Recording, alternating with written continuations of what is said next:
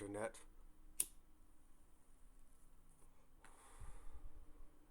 My name is Mouthful of Madness, and tonight we will be listening to a story that happened to yours truly. So join me for a drink as we turn out the lights and venture to a place far from home. Unless you happen to live in Orange County, California, because that is where this story takes place. So, the only two people that told me shit about the previous one said that the drinking noises and shit like that were a little bit too loud. And upon re-listening, I agree. But, no one listens to my shit anyways, so I will be pleasuring myself in more ways than one this evening, so I will be drinking as I tell you the story. Already had a few, as per protocol when I get off work. So, without further ado, here we go. Early in my job hunting career, and anyone from Southern California, particularly Orange County or LA can tell you, San Diego as well, I presume the Bay, looking for a job when you have little experience that pays any kind of tolerable experience, like amount of money, is its own fucking horror story and probably worth its own creepypasta channel. But instead, you have to deal with me. So, my bestest of best friends used to work for this place called Medieval Times. Now, that is a franchise, so there are a few of them. But if you aren't familiar with what Medieval Times is, it's like this facility that on paper, so that they don't have to be a part of the Screen Actors Guild or whatever the fuck the Drama Kids alternative is, hires people on paper as like waiters and bussers, but instead makes them fight with titanium swords on horseback. I have one of these swords. Anyway, so because he was working there at the time, I applied. And, nothing really came from that. But, I got an interview, but they saw that I had a vocabulary, and therefore, like him, would probably question the way that they're treated. Apparently, a different facility tried to unionize once, and they responded by firing everyone. Yeah, so fuck Medieval Times, they don't even have the torture tour anymore. So anyway, it was a very, very rainy summer's day, which is in itself already odd for Southern California, so maybe I should have seen this coming. After applying, I try to go home, and I have to take the bus because, let's just say there's a couple reasons I needed a job, and it was a torrential fucking downpour. Medieval Times, this comes up in the story later, at least in the Southern California version of it, is in a city known as Buena Park, and it is very close to a place called Knott's Berry Farm. If you aren't from SoCal, you probably don't know what the fuck that is. Just consider it ghetto rip-off Disneyland. However, there's some actual history behind it. The entire park owes its existence to the fact that people love fried chicken. And the family is the reason why boysenberry jam exists. So anyway, waiting at the bus stop in this torrential fucking downpour, and there's a lot of people there. And I've tried to tell this story before, and the details are always a little in flux because I only think to recall it when I'm drunk. Which is why it's taken me 5 minutes to get to the good part. And by good part, I mean the beginning, because the good part is probably another 5 minutes away. So, I'm sitting at this fucking bus stop, rather standing, because it's overwhelmingly crowded. And this fucking dude, and pretty par of the course for the area, but he kind of looks like your classic kind of Vato guy, nothing really unique about him. If you don't know what that means, kind of looked like the stereotype of what cops think Hispanic men look like. If you are from Southern California, he looked like he lived in Santa Ana. And I don't know what the I'm on my phone trying to see when the bus is gonna get there because it's delayed. The reason being because of the fucking summer downpour. And he starts talking to me, and I don't really know what sparked the conversation. But as we're conversing, standard bullshit. So what do you do? Actually nothing. I just got out of a job interview. What about you? And that's when he decides to tell me the story of how he is not only a hitman for some cartel in Mexico, but he is also a cannibal. Now, I'm probably thinking the exact same thing that you're thinking at the time, which was, this is obviously a crazy homeless person. He senses this vibe off of me, so he proceeds to pull out his wallet, which has no less than like $2,000 in fresh $100 bills. So even if he is crazy about the whole fucking homeless cannibal thing, somehow this guy is getting money, and somehow, despite having all of that money, he can't deposit it in a bank or some shit to be able to get a car.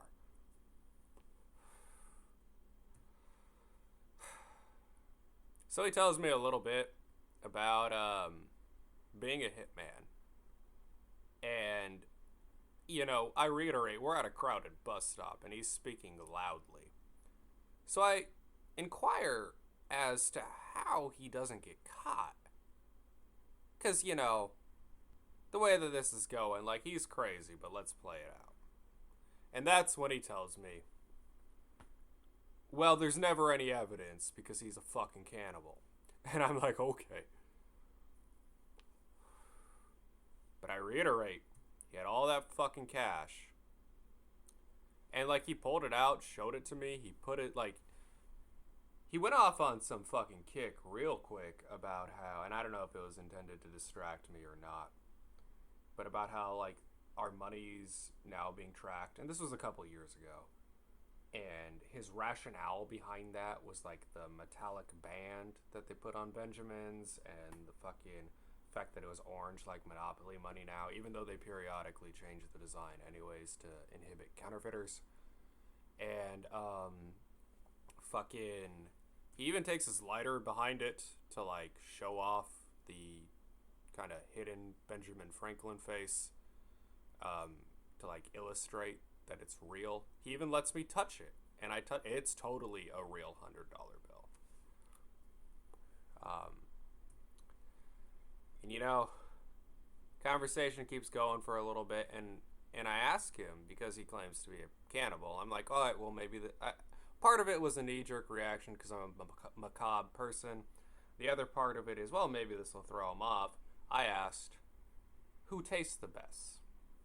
Now, if you've ever visited the Church of Euthanasia, they say that early 20s Caucasian women are the best for cannibalism, both in terms of taste and butchering. If you ever read interviews or listen to interviews with cannibal tribes, they say humans taste like pork, hence the whole long pig thing. And this guy, without skipping a beat when I asked that question, and borderline enthusiastically, I may add, says that he likes to eat a particular racial slur for black people.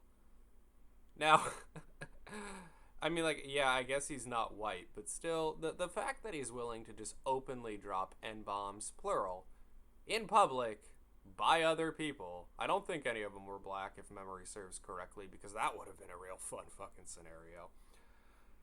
But yeah, no, he's telling me that he likes to eat black people. And I'm like, why? And he's like, well, they taste like shrimp. Specifically shrimp. Not pork, not chicken.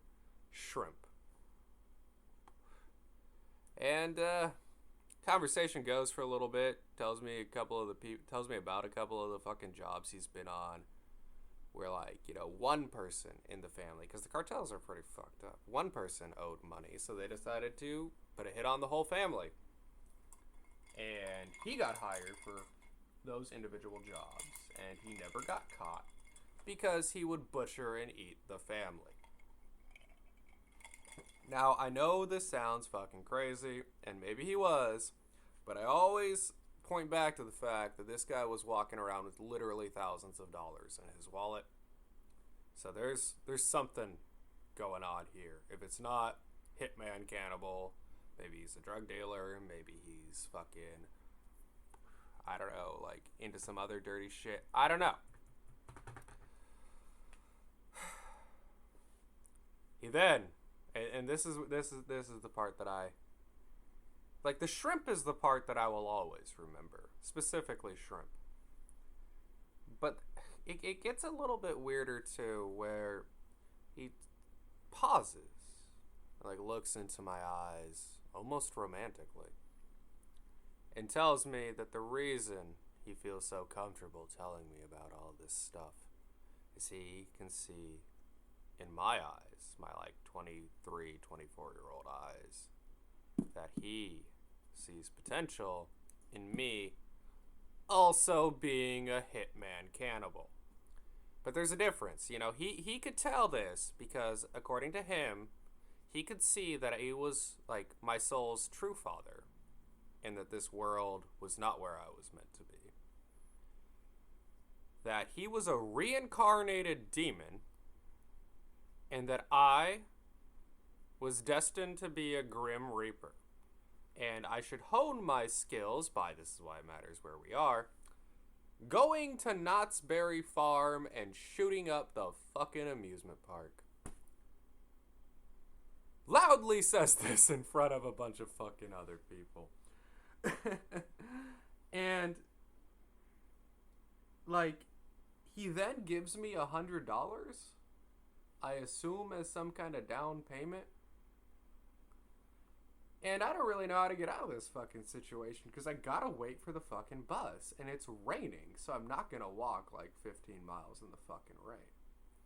So thank fucking God I see the bus coming. And I tell him, that's my bus. And he's like, yeah, me too. And I'm like, fuck. He even asked me for my fucking phone number, and I can't really bullshit him at the time, because he might kill me, because, like, I have my phone out checking when the bus is gonna arrive. So, big risk, I give him the phone number for Jenny, 8675309, and he thankfully doesn't text me back right away. He just saves it.